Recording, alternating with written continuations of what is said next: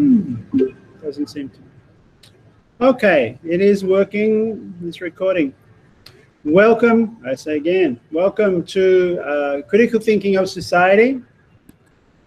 It's a course code 302093 in Department of Sociology, Faculty of Social Sciences and Humanities of TDTU. Okay, welcome. And this year, this date, August 14th, in this year 2020, the year of chaos. Fires in Australia, COVID-19, floods, killer wasps, Trump, locusts in India, crazy year. As I say, I'm going to go through the course outline, first of all, and then a lecture. So this will be 10 or 15 minutes on the course outline to describe that to you, what's going to happen in the next 15 weeks. And then the lecture, which is maybe about 75, 80 minutes. 90 or a bit more minutes in total. Okay. If at any point anyone has any trouble, please sing out. Turn on your microphone and say, "John, help." And we'll sort that out. Okay. Welcome. So, let me change the slide thing. The course objectives in this course, Critical Thinking of Sociology, is to know and understand the concepts, issues, and methods of engaging critical thinking in the social sciences. Each one of those terms, of course, deserves critical appraisal in itself.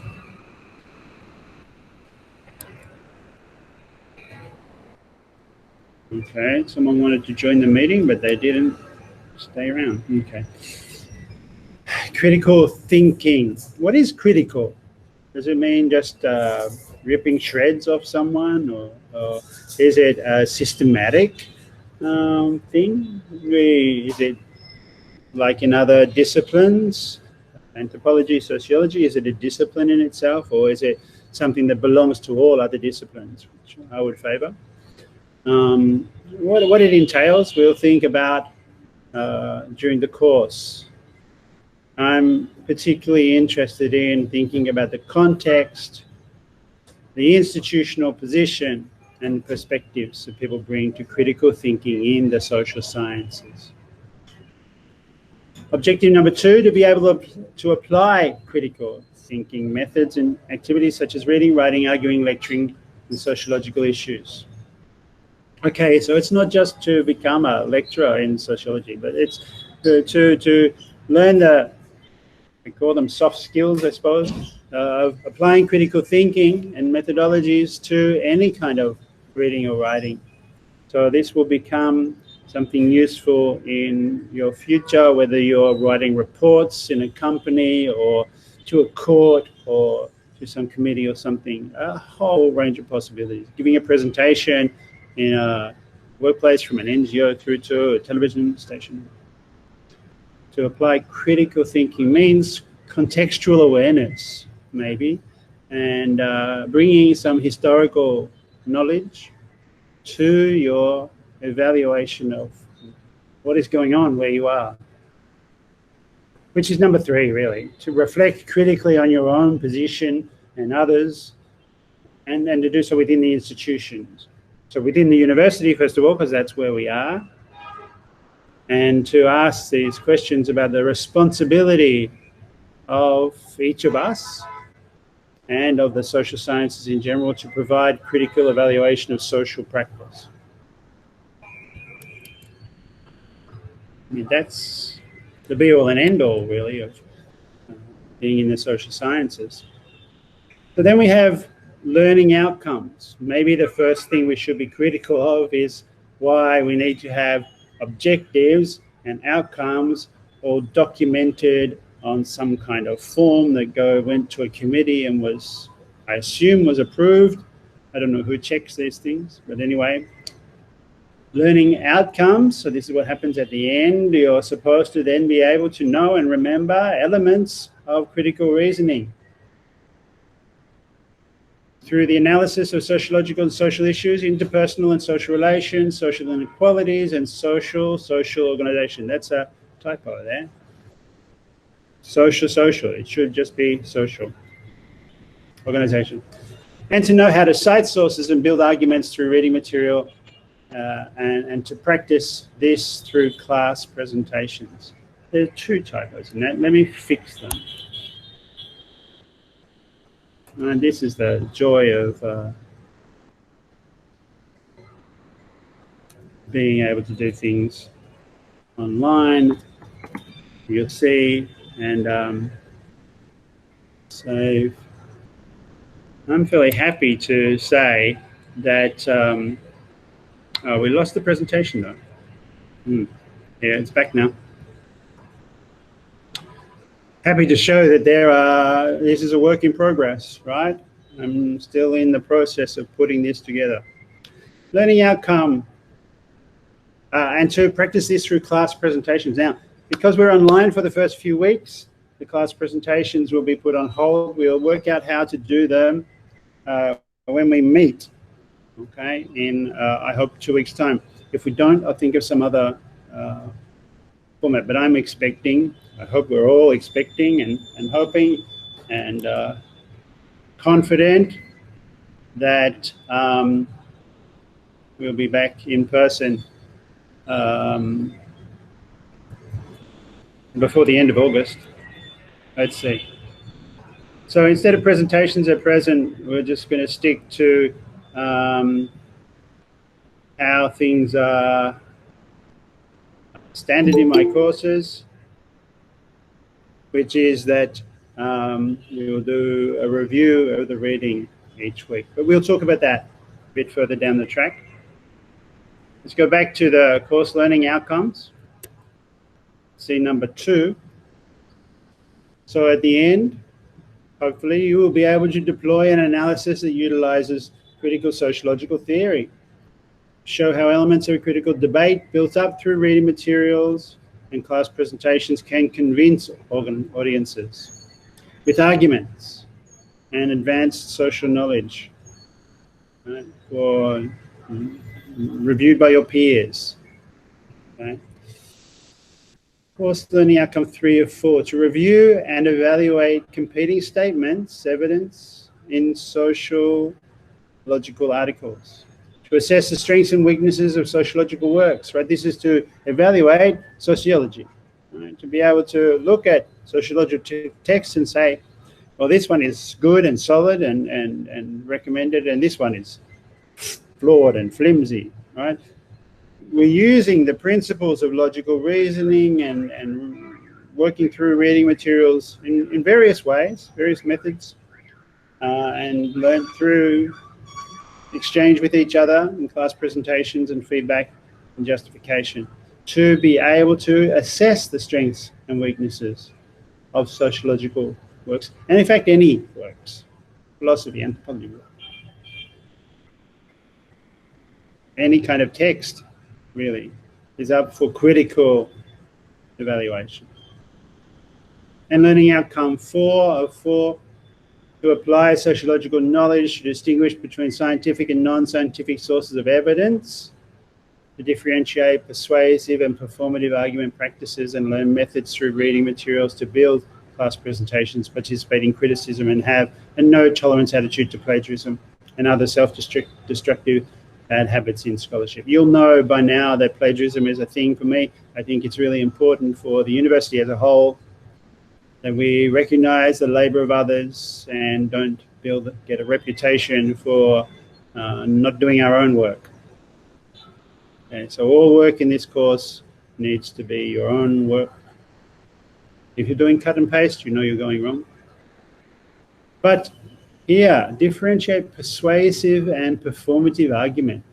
I spend a lot of time on thinking about how people make an argument, by examining how people make arguments in some of the texts we'll study, but also how they deploy critique, critical thinking.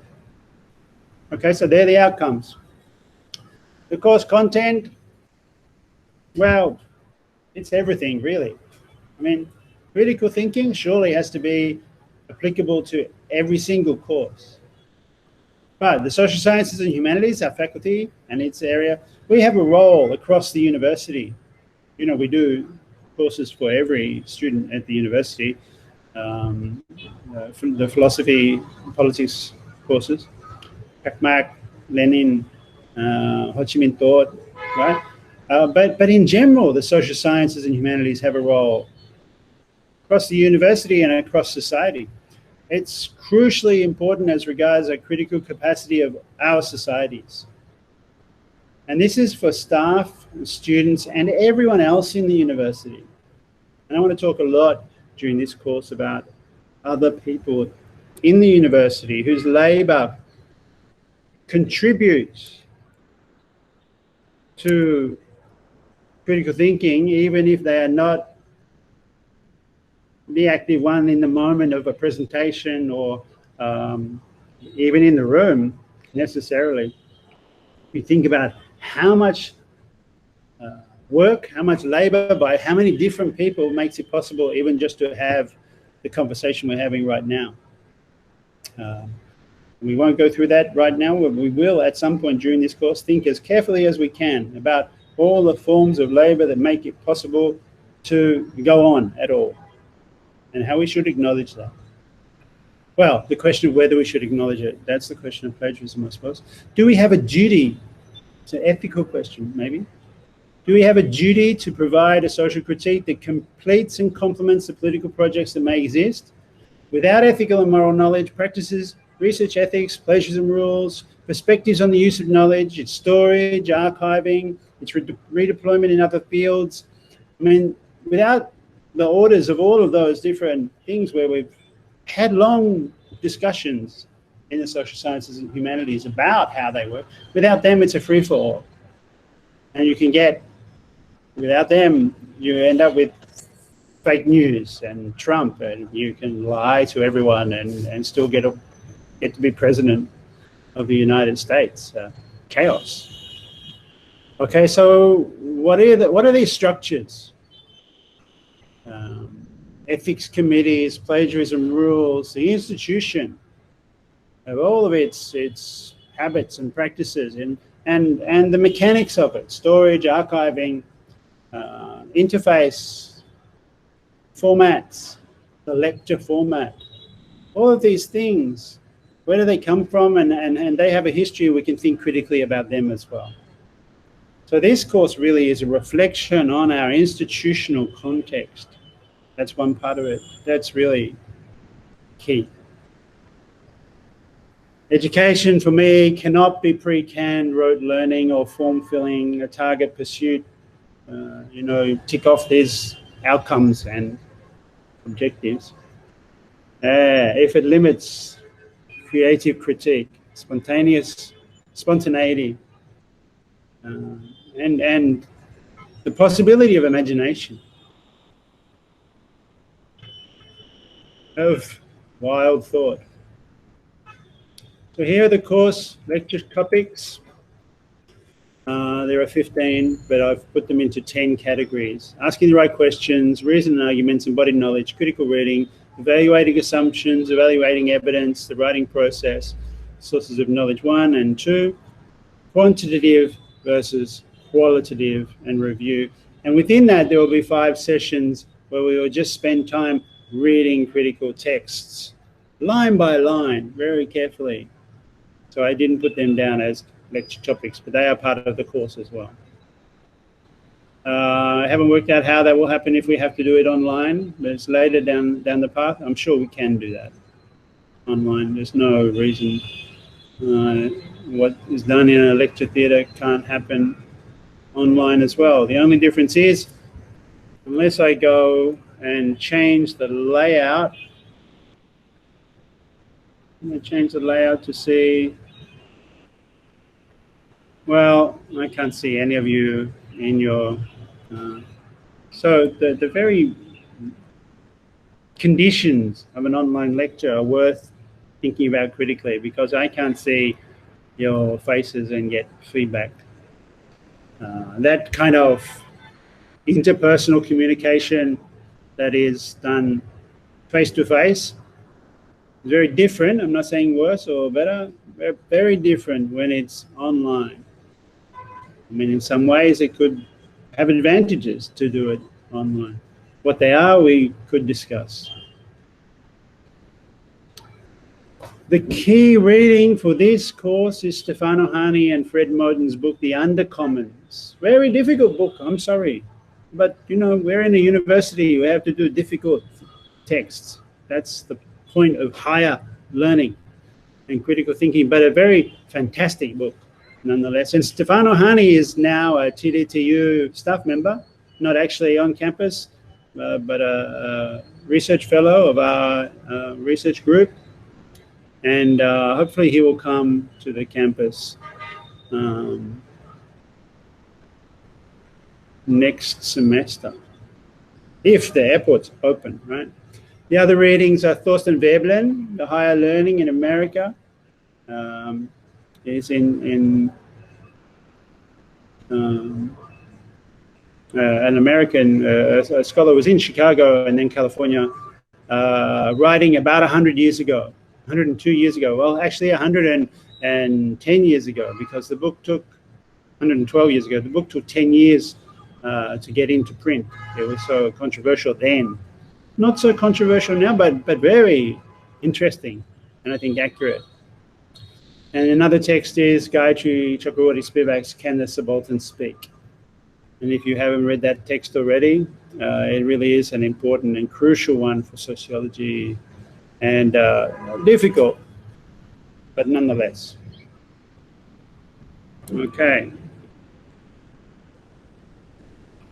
So we're in a break, in between slides now. So I'm going to, actually what I've really got to do is sort out this PowerPoint situation. Hang on one sec, how to change this. Look, I'm going to leave this slide here for a minute or two while I just get something. I'll be back in a second. Please read this one carefully as you are joining this course. This is a really densely packed paragraph, but I want to really embed it, and I'll be back in a sec.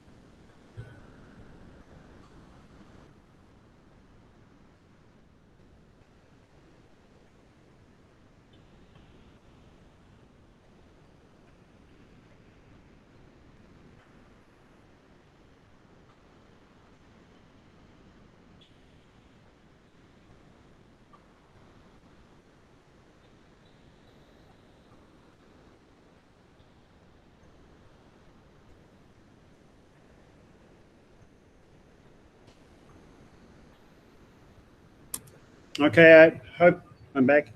I hope you didn't hear that. I was telling my children to be quiet and not to use the internet while I'm trying to do this. Another problem with all of us being online, right, is other people in our households need to use the Wi-Fi, and it slows things down. Anyway, they're quiet now. So I'm going to change the PowerPoint to the lecture. I hope. Number one. Okay, critical thinking and the social sciences. Present now.